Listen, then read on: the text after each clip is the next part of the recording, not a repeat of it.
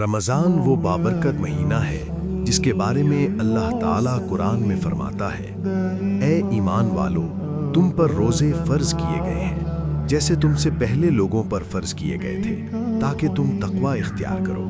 اور نبی کریم صلی اللہ علیہ وآلہ وسلم نے فرمایا، جو شخص ایمان اور ثواب کی نیت سے رمضان کے روزے رکھے اس کے پچھلے تمام گناہ معاف کر دیے جاتے ہیں۔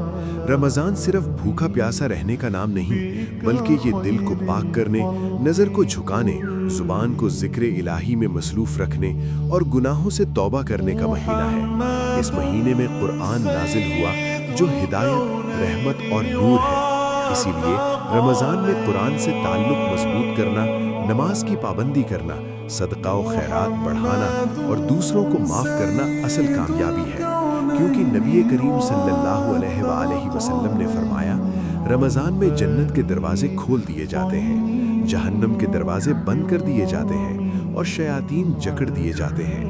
بس اے اللہ کے بندو، اس عظیم مہینے کو غفلت میں نہ گزارو، بلکہ اپنے رب کی طرف سچی توبہ کے ساتھ لوٹو۔